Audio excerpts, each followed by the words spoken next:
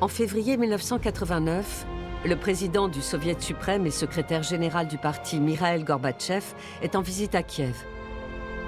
Il veut voir le Mriya de ses propres yeux. Piotr Balabouyev, le responsable d'Antonov, en profite pour plaider sa cause.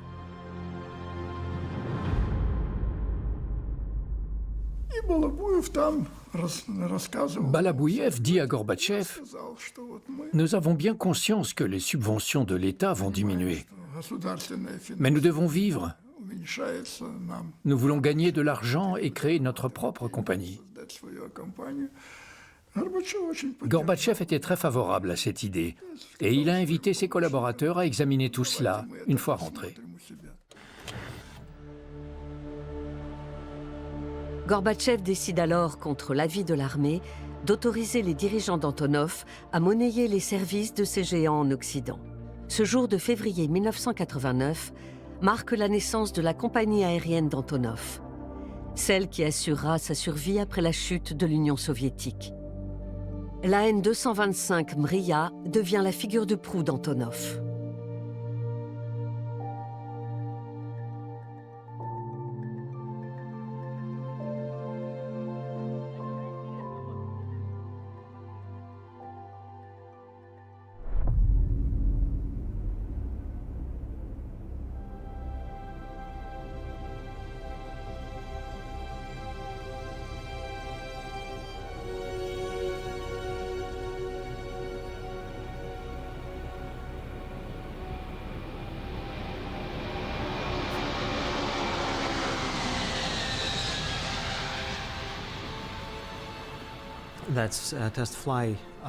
C'est un vol d'essai du Mriya pour vérifier la stabilité. Il vole donc avec la navette spatiale Buran au-dessus de Baïkonour. C'était le 13 mai 1989.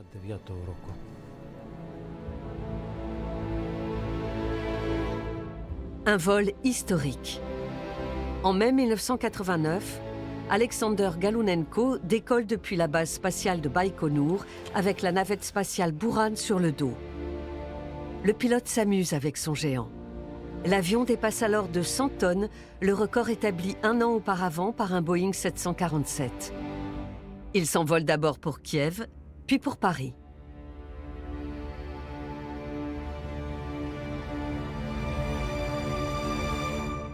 Une arrivée fort remarquée, celle de la navette soviétique Buran, en direct du Bourget. Gérard Joigny. Gérard. Absolument Jean-Claude, et le temps ne s'arrange pas ici au Bourget, il y a de la grêle actuellement. Mais on attendait la vedette du salon, on nous avait dit que c'était la navette Buran sur l'avion géant Antonov 225.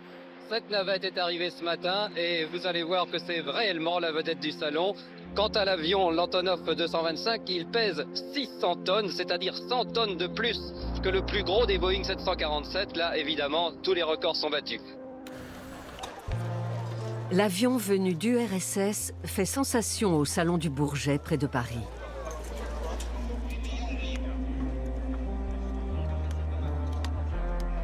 Personne ne se doute alors que ce premier exemplaire du spectaculaire Antonov AN225 Mriya sera aussi le dernier.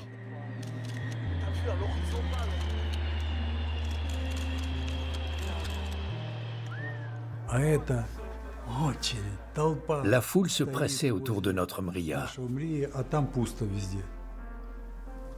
Je disais aux gens, il y a des rangées d'avions là-bas, allez les voir en attendant. Mais non, ils voulaient entrer dedans, faire des photos, le toucher.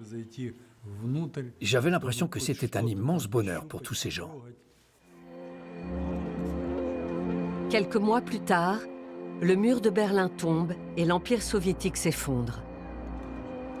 La navette Buran ne volera plus jamais et le Mriya est immobilisé pour un moment.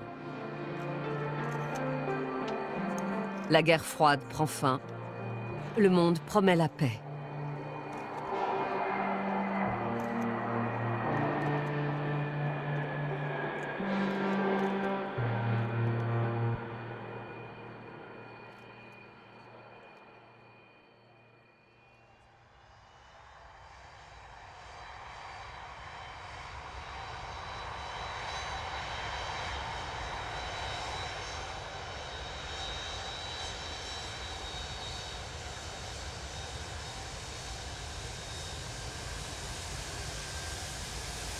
Voilà 35 ans que les géants d'Antonov Airlines parcourent le monde.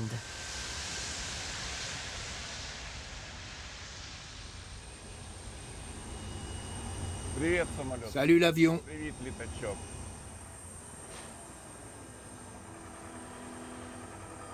Leipzig, en Allemagne, est la seule base de maintenance des avions Antonov hors d'Ukraine.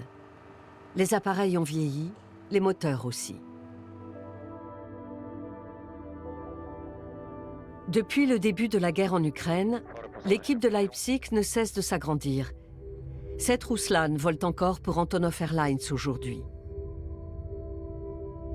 Dmitro Antonov est l'un de leurs pilotes.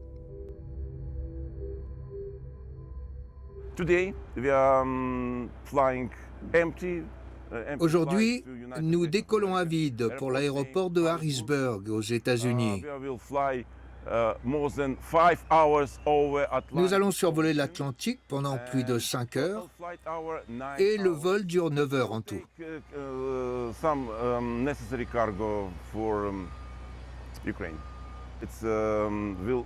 Nous partons récupérer des équipements importants pour aider nos forces armées à gagner cette terrible guerre.